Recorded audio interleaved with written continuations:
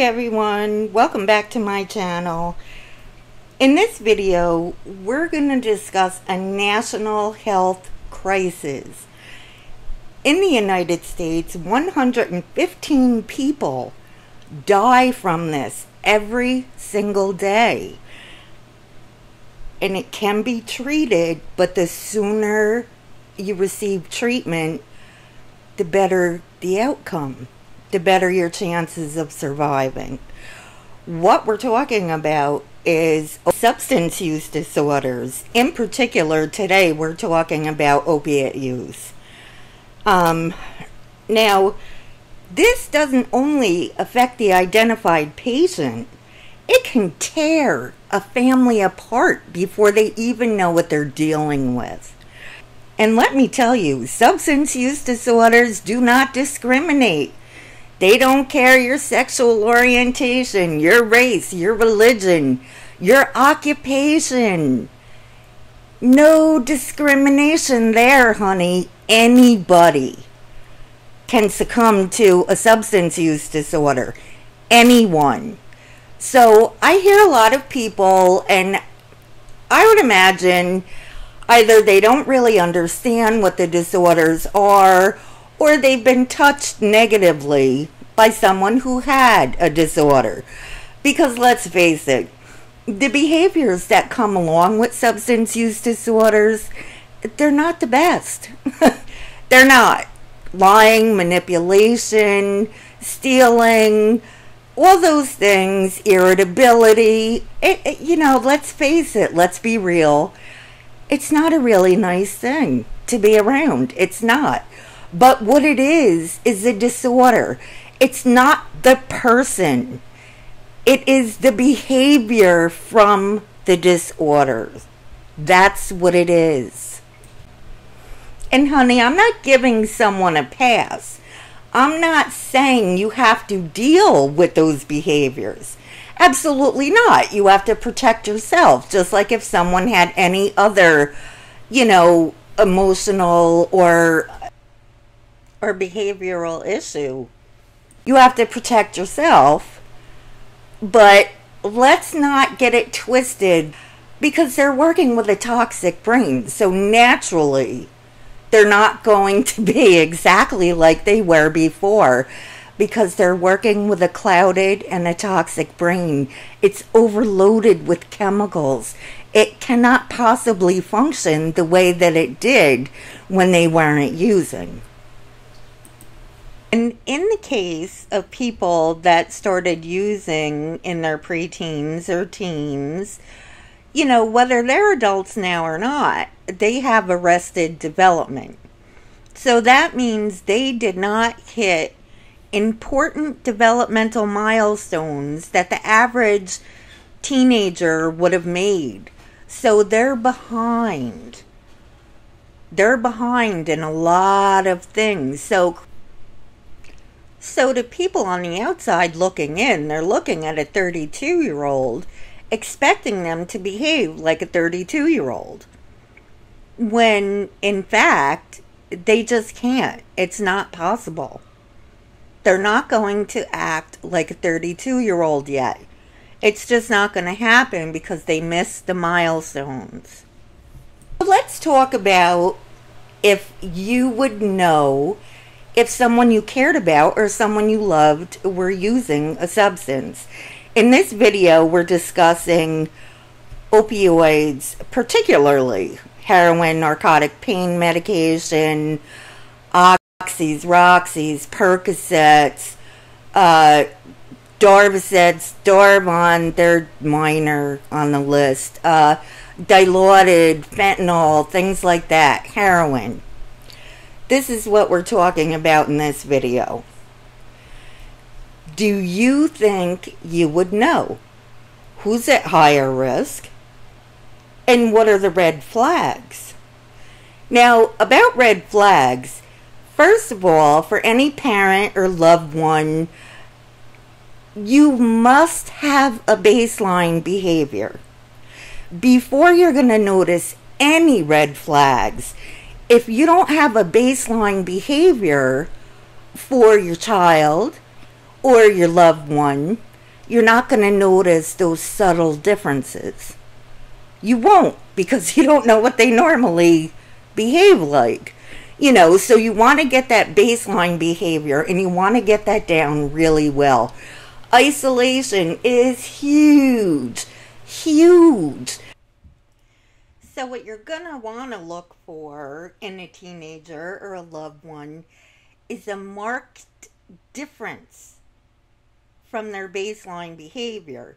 Now, your average teenager, yeah, they want to assert their independence, but they're not going to turn into a monster troll, cave dweller. They're going to have isolated incidences here and there. They're testing the boundaries and things like that. But in a normally quiet child, they're not going to get loud and boisterous and bounce all around and slam doors and lock their door when they haven't done that before. They're not going to hoard their cell phones in their pockets. They're not going to, start picking on their little sister when they never did it before. Those things are just not going to happen. They're not going to eat a lot less or a lot more than they normally do. These are consistent changes, not isolated bouts. Everybody gets moody. We all do. And our kids are no different. They're going to have bad days. We're talking, on a continuum. This is just how they're behaving now. If your child is usually in the shower once a day, at least, all of a sudden they're skipping days. They're not taking care of their personal hygiene. If the hair had to be every little hair in place and now they look like a bum, something's wrong. Something is off. And 9 out of 10, you're going to know. You're going to know if your child is behaving different. You're going to know if your boyfriend or your uncle or your mother or your grandmother, if all of a sudden they're acting differently. You're going to pick up on those differences if you know their baseline. I also think it's very important to pay attention or to seek professional help, as a lot of mental illnesses can cause similar symptoms. They're not going to cause your pupils to be pinned, but some of them are similar symptoms. If it's your child or your teenager, you're going to want to get them evaluated by a mental health professional as soon as possible. And naturally, in the event of an emergency, an extreme change in behavior, you'll want to take them to the ER, the emergency room, to get evaluated. You can request at the emergency room a screening for drug use and also a mental health evaluation. And in the event that they are not able to accommodate a mental health evaluation, what they can do is help you to get into a mental health professional sooner than you would have been able to get in on your own. Because you want to know exactly what you're dealing with here. Is it a high maintenance kid, a substance use disorder, a mental illness, a behavioral issue, whatever the case may be. In order to improve the situation or treat the problem, you need to know what it is. You have to identify exactly what it is. And when it comes down to your child, if you are struggling with a chemical dependency issue, if you're struggling with drug use yourself, now is the time to step up, be a parent, get yourself treated, and get your child treated. Okay, red flags, what to look out for. These are just some that may be indicators that someone that you care about is using drugs. Isolating, they're secretive, they're hoarding their cell phones, locking their bedroom doors, they're tired, their eyes may droop, pinned pupils. Now, what that means, for those of you who don't know, that the black part of their eyes, the very inner pupil, will be much smaller. Itchy skin. They may scratch their heads and scratch their arms, rub their noses, things like that. Wearing long sleeves when it's warm out, it's not necessary because they may be trying to cover any needle marks. If you see tin foil lying around, cotton balls, burned spoons that are burned on the bottom, matches, lighters, pens that are taken apart, belts, long rubber bands that they could use for a tourniquet. Any of these things could be indicators that someone you care about is using drugs. Behavioral differences, like I said before, irritability. Now keep in mind, these are signs of using the drug, not withdrawal. Withdrawal is usually the opposite effect of the substance. I just wanted to put in this little questionnaire, and this is actually going to indicate whether you or someone you love is at a higher risk for developing a substance use disorder.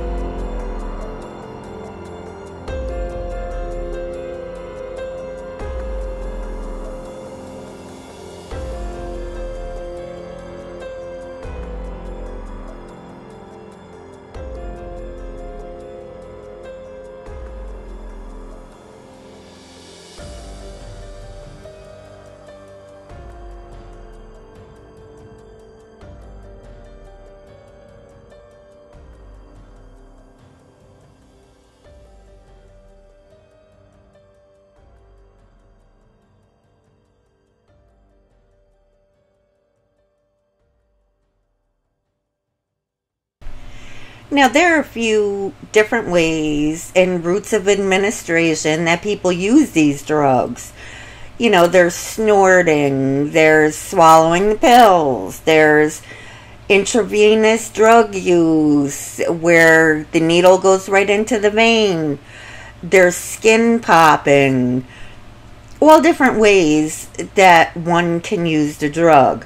And how quickly it hits them depends on the route of administration. Naturally, if you're shooting it into a vein, it's going to hit you much quicker than if you swallow a pill.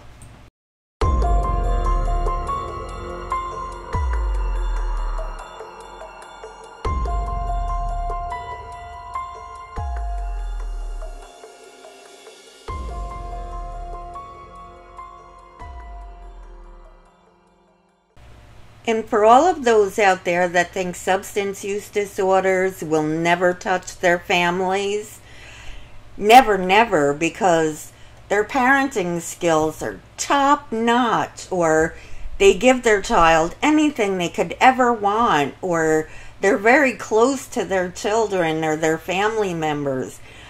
I'm telling you, it can happen to anyone, any family, at any time. The high horse that people are on, I mean, come on. If you are on a high horse, you have to get real. You are in denial. Not just those who aren't ready to accept they have a substance use disorder. If you are thinking that it can never happen to you, never happen to anyone that you know or you're close to, that's denial working on you. Read about it.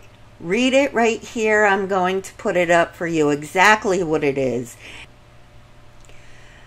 I'm going to throw up some clips of some of the symptoms that people go through when they're withdrawing from opiates. If you are pregnant, you must seek medical attention before you attempt to stop the drug on your own. Also, for anyone else who is having difficulty getting into a detox center, or if you go to the emergency room, they must make sure you are stable before they let you leave. And if there is any way for them to get you in to a detox or a rehab, they will. And a little disclaimer, I am not a doctor. What I am is an advocate for those struggling with substance use disorders.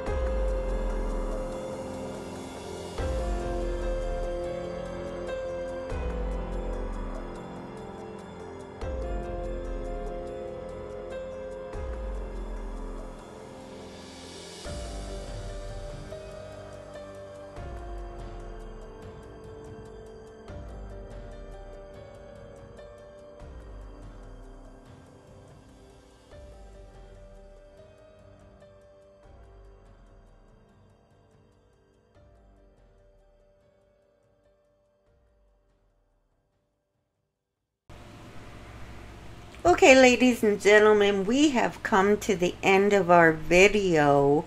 I know this was a very long one. I felt it was very important, so it was necessary to get in whatever I could.